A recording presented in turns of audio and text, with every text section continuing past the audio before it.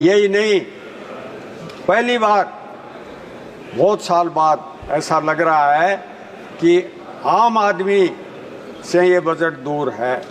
यहाँ कहा गया था कि किसान का आय दुगनी करेंगे, आय दुगनी नहीं करी बल्कि उसका जो इनपुट था कृषि का उसकी लागत दुगनी कर दी। यहाँ घोषणा की गई कि हम एमएसपी को कानूनी दर्जा देंगे, कहीं उसके लिए पूरे बजट में कोई चर्चा नहीं है। हमारे पूर्व प्रधानमंत्री, प्रथम प्रधानमंत्री जी का, पर उन्होंने 1956 में जो एम्स बना दी थी दिल्ली में, उसके मुकाबले की आज भी ये 10 साल में भी कोई एम्स एक भी तैयार नहीं कर पाए। तो भी गंभीर रोग हैं उनका सारा इलाज निःशुल्क भारत सरकार करवाएगी। जब राजस्थान सरकार 25 लाख का इलाज करा सकती है, पर कहते हैं हम 80 लाख लोगों को अनाज मुफ्त दे रहे हैं, वो सिर्फ और सिर्फ आप किसान के बलबूते पर दे रहे हैं। उस मेरी मांग ये है कि उस कॉपर प्लांट को पुनः आधुनिक मशीनें लगा के चालू किया जाए। एक दीजिए, मैं मेरे दल का भी बहुत आभारी हूँ कि मुझे बोलने का अवसर दिया।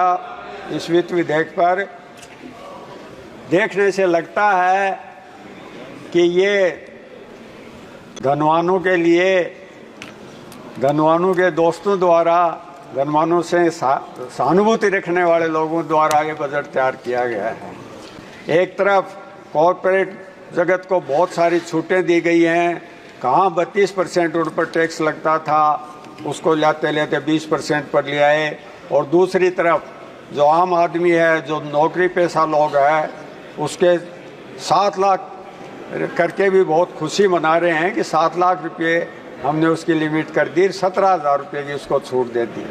यही नहीं, पहली बार बहुत साल बाद ऐसा लग रहा है कि आम आदमी से ये बजट दूर है। आम आदमी का बजट होता तो आज जो सदन में बात उठ के आई वो नहीं होती, चाहे हमारे महाराष्ट्र के दोस्त बोल रहे, चाहे हमारे उत्तर प्रदेश के दोस्त बोल रहे। जो जो बजट की साइज बढ़ी त्यों गरीब को भूलते गए, असंगठित क्षेत्र को भूलते गए, युवाओं को भूलते गए, बेरोजगारों को भूलते गए, और सबसे ज़्यादा बड़ी मार करी है वो किसान और किसानी पर करी है।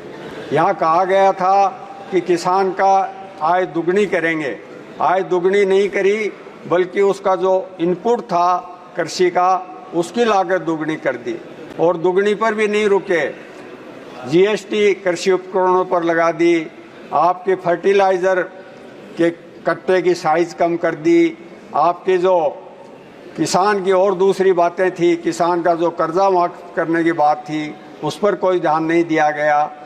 मैं अध्यक्ष महोदय जिस क्षेत्र से आता हूँ वो किसान प्रधान प्रदेश है, वहाँ किसानी है, और वो भी एक फसलीय इलाका है। हमारे किसान बहुत मेहनत से काम करते हैं, बहुत खून पसीने से काम करते हैं, और हालत आज ये है कि उनको जो उनकी लागत है वो ही नहीं मिल रही, दुगुनी आय तो मिलने से रही। यहाँ घोषणा की गई कि हम एमएसपी को कानूनी दर्जा देंगे, कहीं उसके लिए पूरे बजट में कोई चर्चा नहीं है। आपके हेल्थ सेक्टर की बात ले लीजिए, आप उप स्वास्थ्य केंद्र से लेके और मेडिकल कॉलेज तक जो चिकित्सा सुविधा है उसका कहीं कोई धनी दौड़ी नहीं है। कहा गया, बहुत सारी आलोचना करते हैं हमारे पूर्व प्रधानमंत्री, प्रथम प्रधानमंत्री जी का, पर उन्होंने 1956 में जो एम्स बना दी थी दिल्ली में, उसके मुकाबले की आज भी ये 10 साल में भी कोई एम्स एक भी तैयार नहीं कर पाए। हमारे प्रधानमंत्री जी ने उस समय जो आईआईटी खोली, जो आईआईएम खोले, जो रिसर्च इंस्टीट्यूट खोले, चाहे आईसीसीएमआर है, चाहे साइंस इंस्टीट्यूट है, चाहे हिस्ट्री का वो रिसर्च का मामला है, किसी के मुकाबले कोई इंस्टीट्यूशन बना नहीं पाए।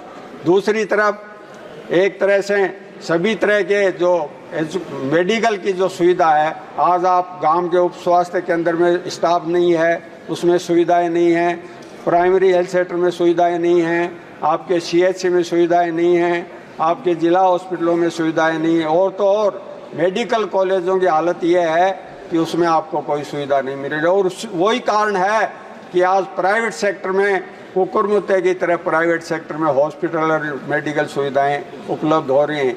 यही ये लोग नहीं रुके, जो इलाज की व्यवस्था करनी चाहिए थी, निःशुल्क इलाज की, हमने राजस्थान में 25 लाख रुपए की निःशुल्क इलाज की चेष्टा कर रखी थी। अभी एक क्वेश्चन पर हमारे पंजाब से आने वाले अमरेंद्र राजा साहब ने कहा था कि हम बहुत सारी चिट्ठियां लिखते हैं, अगर आप क्यों नहीं ये व्यवस्था कर देते हैं कि जो भी गंभीर रोग हैं उनका सारा इलाज निःशुल्क भारत सरकार करवाएगी। जब राजस्थान सरकार 25 लाख का इलाज करा सकती है तो आप क्यों नहीं अपने जो स्वच्छ भारत है उसके तहत 5 लाख रुपए देते हैं, उसको क्यों नहीं आप 30 लाख रुपए कर दें। आपको अगर इस देश को आगे ले जाना है, अगर सोसाइटी को आगे बढ़ाना है, तो आपको हेल्थ सेक्टर पर अपना खर्चा बढ़ाना पड़ेगा।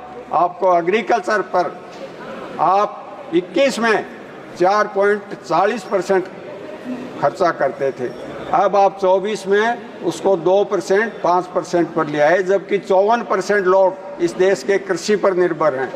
सारी आपकी इंडस्ट्री कृषि से चलती है। आपका जो खाद्य सुरक्षा की आप बात करते हैं, जिस पर कहते हैं हम 80 लाख लोगों को अनाज मुफ्त दे रहे हैं, वो सिर्फ और सिर्फ आप किसान के बलबूते पर दे रहे हैं, उस किसान के बलबूते पर दे रहे हैं जो अपने खून पसीने से ये सारा अन्न आपके लिए उत्पन्न करता है। नहीं तो बहुत सारे पुराने लोग हैं, उनको याद होगा PL 480 के तहत अमेरिका से इस तरह का खाद्य आता था जिसको पशु भी नहीं खाते थे। ये हिंदुस्तान का किसान है जिसने अपने बलबूते पर इस देश को आत्मनिर्भर बनाया। अध्यक्ष सभापति जी, 2 बात मैं मेरे लोकसभा क्षेत्र की कहूँगा। मेरे यहाँ एक पब्लिक सेक्टर अंडरटेकिंग है, उसको ये सरकार हमेशा कमज़ोर रहती है। हिंदुस्तान कॉपर प्रोजेक्ट जिसमें हज़ारों लोग काम करते थे, और जो उसमें कॉपर उत्पन्न होता है वो डिफेंस के इक्विपमेंट बनाने के भी काम आता है, उसको बिल्कुल 500 आदमियों पर ले आए। तो मेरी मांग ये है कि उस कॉपर प्लांट को पुनः आधुनिक मशीनें लगा के चालू किया जाए। एक मेरे यहाँ नेशनल हाईवे है जो UPA सरकार ने मंजूर किया था, हरियाणा में वो पूरा हो गया, 11 नंबर नेशनल हाईवे, और मेरे लोकसभा क्षेत्र में 70 किलोमीटर पर उस पर 1 इंच भी काम हुआ नहीं है। कृपया उस पर भी ये सरकार ध्यान दे, क्योंकि ये पूरी इसके अंदर फंडिंग वाला प्रोजेक्ट है। बहुत बहुत धन्यवाद, आपने बोलने का अवसर दिया।